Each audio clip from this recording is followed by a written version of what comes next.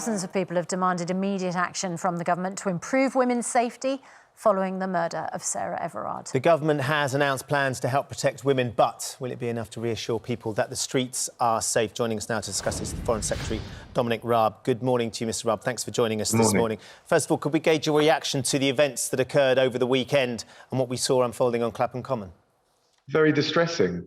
It's a harrowing case. I think anyone, obviously women feel particularly nervous, anxious about it and their safety, but I think anyone who's got, as I do, a sister, wife, a mother, will be concerned about this. We've all got a stake in making our streets safer for women and anyone that's vulnerable. I think the issue around the vigils is a really tricky one for the police. We do need to stop people mixing because it saves lives. Because of the pandemic. On the other hand, we've got a proud tradition, peaceful protest, and it's a question of balance. That's why we've got let's talk about that, because even within your own party, there are those who say, you know, it's you that takes the responsibility for this as the government, because the legislation has criminalised protest. The police are getting all the flack for this, and as we've heard in individual cases, sharing memes around the Sarah Evarard investigation and an individual officer dismissing a woman's complaint about a sexual offence. Absolutely, and as we've seen, you know, from the scenes on Saturday night, there are important questions to answer. But this is down to legislation, isn't it? Passed by politicians. And police, I'm sure, are saying, what on earth are we supposed to do? Yeah, I'm sympathetic to that argument. We have passed legislation. The reason we passed it is to prevent more deaths from this appalling, vicious virus that we face. It's temporary. They will be gone as soon as possible. We've got a proud tradition of free protest, peaceful protest, and I think the police are in a very tradition of free position. protest that currently is being stifled by the coronavirus legislation. So in your opinion, should the police have upheld the legislation on Saturday night? Or should they have not upheld the legislation on Saturday night? So first of all, I think it's right that we passed the legislation because we've got to protect the public from this awful pandemic. In terms of the balance and the operational decisions on how it applies and the specific ways, obviously police operational independence is very important to respect. But I think it's right that the Met... But hang on, the police are just upholding the law. So, Susanna, you keep interrupting again. So should they have upheld the law on Saturday night and dispersed the protesters or the people who were there for the vigil? It seemed to have turned into a protest. Or should they have just stepped back and not upheld the law? That's the point that the police want to have the answer to. Yes, Suzanne, but I'm sorry you interrupted me. The point I was making is we passed the law, but the operational implementation of it is for the police. And quite rightly, when there's a question about way it's been handled, then the Met itself has instigated a review, and Her Majesty's Independent Inspectorate of Constabulary will also look at whether there are lessons to be learned. But I certainly agree with your basic premise that the police are in a very difficult position here. And I also think, notwithstanding the sensitivities around this awful case, we must still maintain the restrictions on social mixing, because otherwise we risk the vaccine taking back hold and more lives being lost, and we don't want that. Look, I know you don't want me to interrupt you, but I think there will be a lot of people who say it's not good enough to say we make the law, but you know, you decide how it's interpreted, you decide how you police it. I think people, you know, particularly the police, want to know, did you want them to do what they did on Saturday night and under the law arrest people who didn't leave that gathering? Sorry, I think you're quite wrong about your basic point here.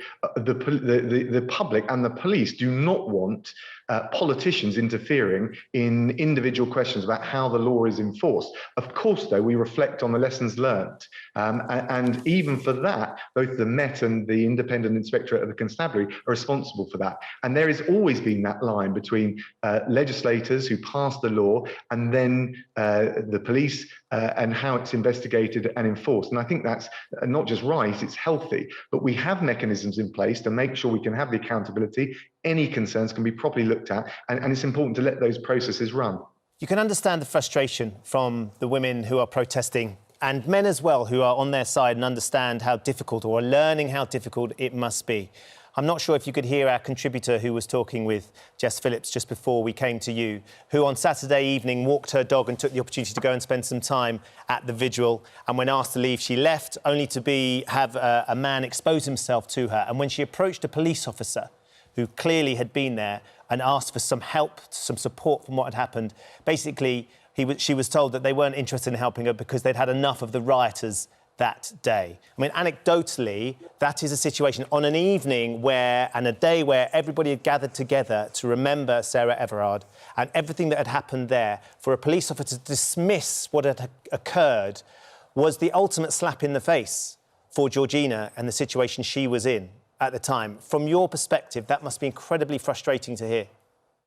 And really distressing. And I thought she was very courageous, if I may say, coming on the show and sharing that. As I think you already noted, that is being investigated and followed up by the police. But we want, and we have made strides. But it's been investigated and followed up because she then had to go and log a report. When she was in person, the immediate reaction she got on the day was to dismiss it out of hand because, and undoubtedly, the police on Clapham Common had been under extraordinary pressure that day, trying to put into procedure, trying to put into place the laws that they have to act within, knowing that it was going to upset so many people.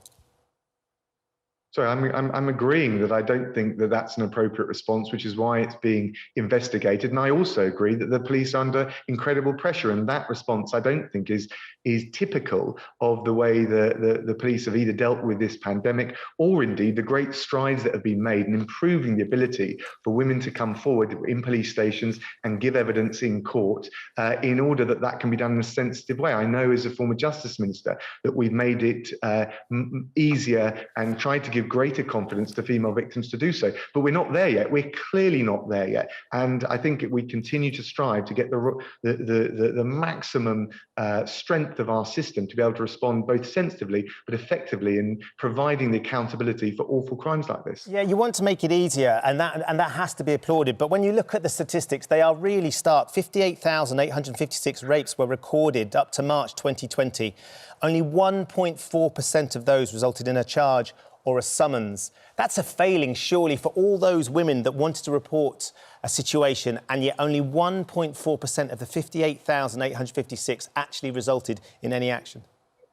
And look, I feel frustrated, anxious, restless that we do better. I think it is important to look at this responsibly, to break it down. It's important to make women feel and victims feel more confident and comfortable in coming forward at the very first step to a police officer in a police station, which is itself can be quite traumatic. I think we've made great progress, which is why you've got more of these kinds of cases being reported by victims. The second thing is to make them feel confident to give the evidence in court. We've introduced measures to improve that. And ultimately, one of the reasons that we've got this challenge with securing successful prosecutions is because in many of these cases, getting hold of the evidence that can secure a conviction is inherently difficult. We've got to use all the forensic skills, all the tech that we can in order to increase the conviction rate. That is for sure. OK, let's turn our attention to the Oxford AstraZeneca vaccine, because Germany, France and Italy have all halted rollouts of a vaccine that we are giving out in its millions. And I know that this week is a really important week for the vaccination programme. Is this a political move, do you think, as Foreign Secretary, by EU countries? Look, I can't judge the motivation. All I can tell you is the facts. And the facts are that there is no evidence that we've seen and our regulator has seen that there's a greater risk of negative side effects. For example, the blood clots that people have talked about from those that have taken the vaccine from those that haven't. The regulator here has been very clear. This is a safe vaccine. People should take it. It's saving lives. The EU regulator has also said there's no case, there's no evidence that would justify suspending the rollout of the vaccine. And that's also backed up by the World Health Organization. So our message to everyone in this country is the vaccine is safe, it's saving lives, please take it. Have you been speaking to your EU colleagues about why they are suspending the vaccine? I'm speaking to my European colleagues and colleagues around the world all the time on all of these issues. Yeah, so what do they say? Well, the reality is they've got various different processes that apply for the regulation and the checks. We respect that. Different countries do things differently. But we're clear we've got the very highest standards in this country. And when we've looked at the evidence, when our regulator has, that this vaccine is safe. And it's right that countries follow their own jurisdictions. But like many other countries, we've looked at this very carefully. And we looked at all the evidence, even in terms of concerns that crop up in other countries. We process it, we look at it very carefully. This vaccine is safe. The UK regulator, the EU regulator, and the World Health Organization all say it. So they are wrong. Germany, France, and Italy are wrong. We clearly disagree with the specific judgment call on suspending the vaccine, but we respect their right to make their own decision. OK.